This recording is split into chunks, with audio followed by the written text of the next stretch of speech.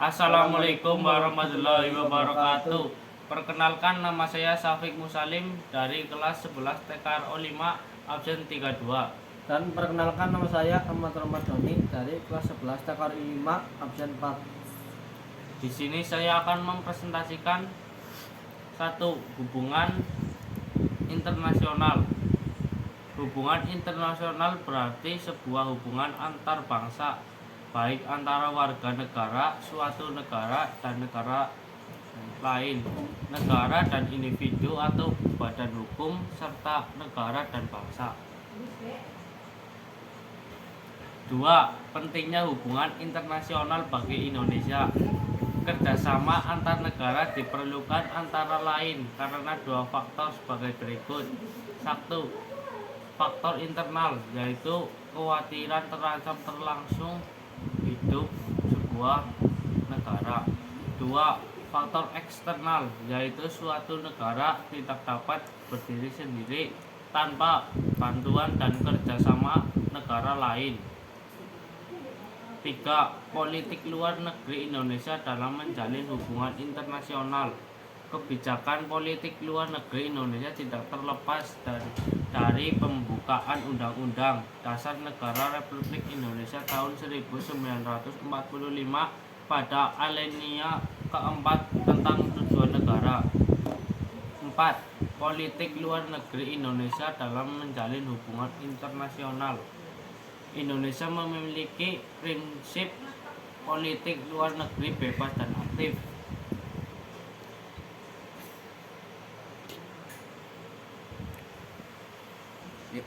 5. Politik luar negeri Indonesia dalam menjalin hubungan internasional. Pola hubungan internasional yang dilakukan Indonesia adalah kerjasama bilateral dua negara, kerjasama regional dua atau lebih negara di situ kawasan, dan kerjasama multilateral banyak negara.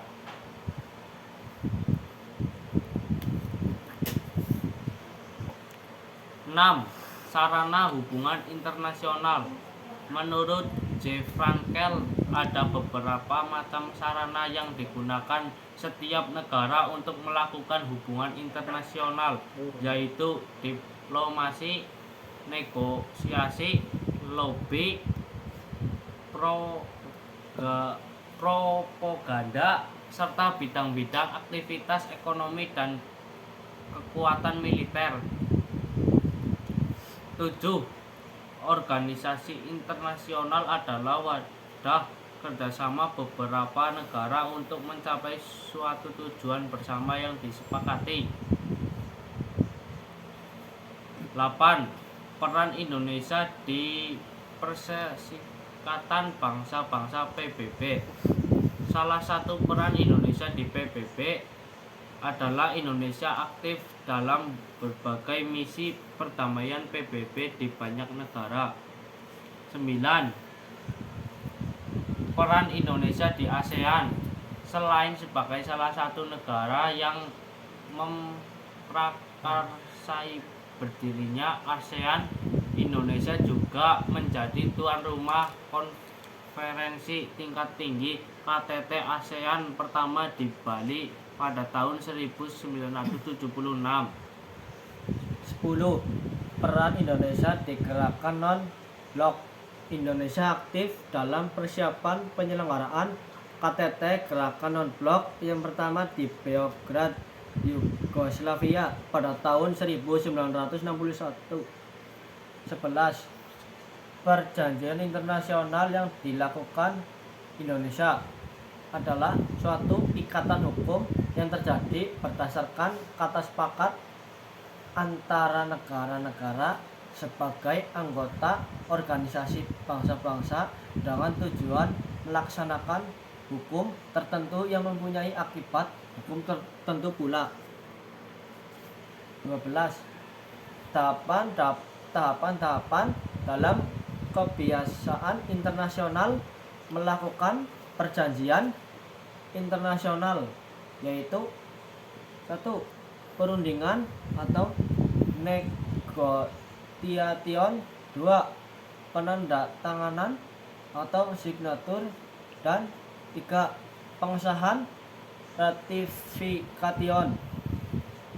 13. Ketentuan-ketentuan dari Konvensi Hukum Laut tahun 1982 yang amat penting bagi Indonesia adalah sebagai berikut. 1.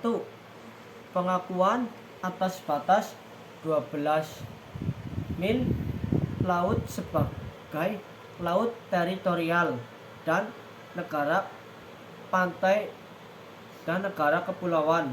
2. Pengakuan batas 200 mil laut sebagai zona ekonomi eksklusif atau ZEE.